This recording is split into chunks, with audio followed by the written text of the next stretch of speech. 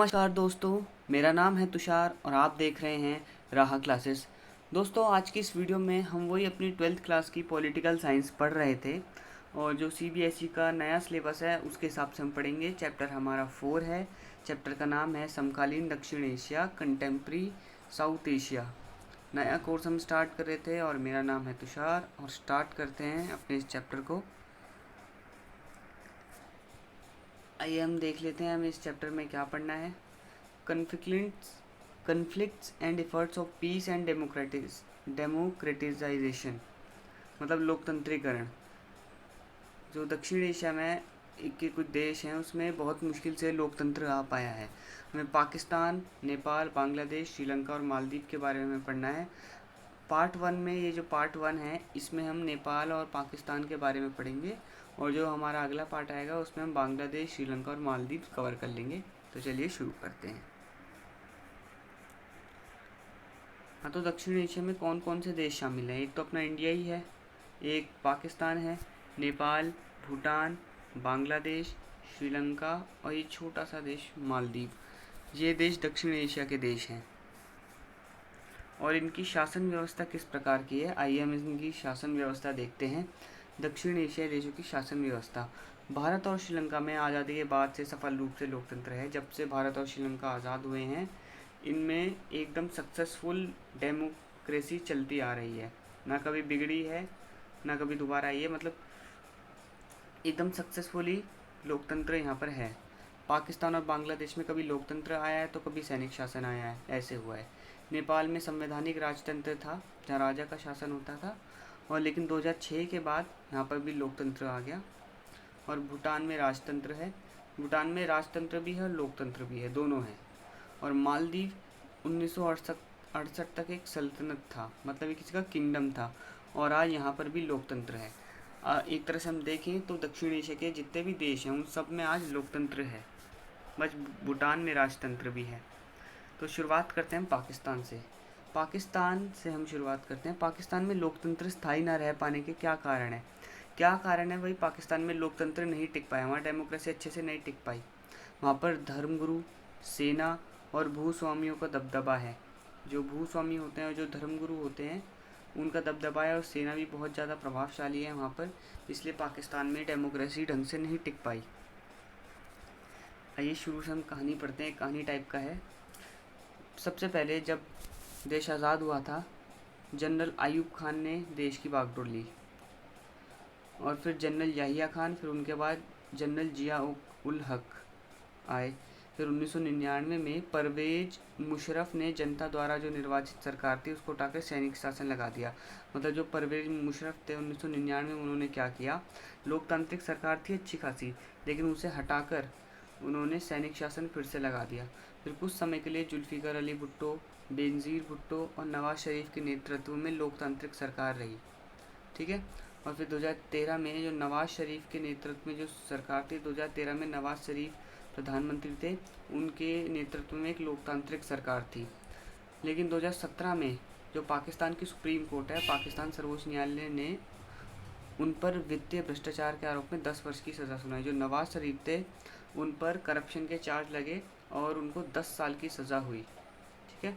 फिर जुलाई 2018 में अभी करंट में जो पाकिस्तान में आम चुनाव हुए उनमें इमरान खान के नेतृत्व में लोकतांत्रिक सरकार बनी।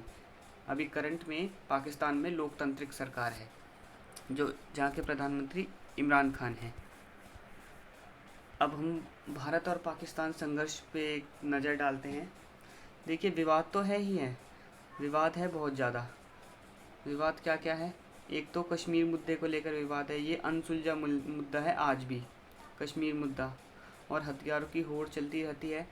1998 में भारत ने अपना दूसरा परमाणु परीक्षण किया था। पहला कब किया था वो आप ज़रा बता देना कमेंट सेक्शन में। पहला परमाणु परीक्षण हमने कब किया था कमेंट सेक्शन में बताना। दूसरा किया था 1998 में। कहाँ पर किया था? पोखरण पर हमने अपना परमाणु परीक्षण किया था, और उसी वक्त पाकिस्तान ने चगाई पहाड़ियों पर अपना परमाणु परीक्षण किया। तो एक तरह से हथियारों की होड़ होगी। और आतंकवाद सबसे मेन है। आतंकवादी गतिविधियां पाकिस्तान की तरफ से होती आ रही हैं। और सियाचिन ग्लेशियर विवाद, ये है। और सर्किक रेखा विवाद, इस चीज़ को लेकर विवाद है। गुजरात में एक जगह है रन, रन में एक जगह है कक्ष, कक्ष में एक जगह है सर्किक रेखा। सर्किक रेखा में कुछ यूरेनियम जैसे संसाधन पाए जाते हैं, तो पाकिस्तान उनको भी अपना बताता है। तो ये तो होगा विवाद। और सिर्फ विवाद ही नहीं है हम दोनों के बीच में, सहयोग भी कुछ हैं। सहयोग क्या क्या है? सांस्कृतिक, इसमें फ़िल्म, गाने आदि। फिल्म में आपने देखे होंगे बहुत सारे पाकिस्तानी आर्टिस्ट इंडिया में काम कर रहे हैं, जैसे आतिफ़ असलम हो गए, नुसरत फ़तेह अली खान, ऐसे पाकिस्तानी आर्टिस्ट हैं जो इंडिया में काम कर रहे हैं। और खेल क्षेत्र, खेल क्षेत्र में क्रिकेट, हॉकी काफ़ी सहयोग है। व्यापार में कपास, प्याज, सॉफ्टवेयर खूब इंडिया एक्सपोर्ट करता है पाकिस्तान को। और गरीबी उन्मूलन और विकास में खूब मदद की है भारत ने पाकिस्तान की। तो ये होगा सहयोग। और जो अब तक 4 युद्ध हमारे पाकिस्तान के साथ हो चुके हैं, और एक युद्ध हमारा चीन के साथ हुआ है बस, और किसी के साथ हमारा कोई युद्ध नहीं हुआ। और चारों युद्ध हुए थे हमारे, चारों में हम जीते हैं, चारों में इंडिया की जीत हुई है। 1947 में कश्मीर मुद्दे को लेकर एक युद्ध हुआ था, और 1965 में पाकिस्तान ने ही हम पे आक्रमण कर दिया था, फिर हमें युद्ध करना पड़ा था। 1971 में बांग्लादेश संकट हुआ था, बांग्लादेश संकट हुआ था जब बांग्लादेश भी पाकिस्तान का हिस्सा हुआ करता था, फिर हमारा युद्ध हुआ था पाकिस्तान के साथ, फिर बांग्लादेश एक अलग स्वतंत्र देश बन गया था। और 1999 में कारगिल वॉर जिसे कहते हैं। 1947 में नेहरू जी हमारे प्रधानमंत्री थे। 1965 में लाल बहादुर शास्त्री जी हमारे प्रधानमंत्री थे। 1971 में श्रीमती इंदिरा गांधी जी थी। और अटल बिहारी वाजपेयी इस टाइम पर थे जब कारगिल वॉर हुआ था 1999 में। इस टाइम पे अटल बिहारी वाजपेयी जी हमारे देश के प्रधानमंत्री थे। और भारत और पाकिस्तान के बीच कुछ संधि समझौते भी हुए हैं। सिंधु नदी जल संधि हुई थी 1960 में, जब नेहरू जी हमारे प्रधानमंत्री थे। ताशकंद समझौता हुआ था, उज्बेकिस्तान की राजधानी है ताशकंद, 1966 में हुआ था। वहाँ पर शास्त्री जी गए थे ताशकंद समझौता करवाने, और वहीं पर उनकी अचानक मृत्यु हो गई थी। और ये विश्व बैंक ने समझौता करवाया था। और शिमला समझौता हुआ था 1972 में। इंदिरा गांधी जी हमारे प्रधानमंत्री थी, और पाकिस्तान की तरफ से थे जुल्फ़िकार अली भुट्टो। और दिल्ली लाहौर बस सेवा, ये एक समझौता एक्सप्रेस है, कई बार ये निलंबित भी हो चुकी है। ये जो तीनों थे इन पर तो सही अमल होता आ रहा है आज तक, लेकिन ये जो दिल्ली लाहौर बस समझौता है ये कई बार निलंबित हो चुकी है। तो अब हम पढ़ते हैं नेपाल के बारे में। पाकिस्तान हमारा हो गया है। नेपाल एक हिंदू राज्य था, शुरू से नेपाल एक हिंदू राष्ट्र है। 75% आबादी यहाँ पर हिंदुओं की है, और इसलिए शुरू से यहाँ पर संवैधानिक राजतंत्र रहा था, राजा का शासन यहाँ पर रहा था। राजनीतिक पार्टी आम जनता ने खुले शासन के लिए आवाज़ उठाई, लेकिन राजा ने सेना की मदद से लोकतंत्र की राह बंद कर दी। वहाँ की जो पॉलिटिकल पार्टीज़ हुआ करती थी नेपाल में, और वहाँ की आम जनता ने खुले शासन के लिए मतलब लोकतंत्र के लिए आवाज़ उठाई, लेकिन राजा ने क्या किया, सेना की मदद से लोकतंत्र की जो राह थी वो बंद कर दी। फिर 1990 में एक लोकतांत्रिक समर्थक आंदोलन के दबाव में आकर राजा ने नए लोकतांत्रिक संविधान की मांग स्वीकार की।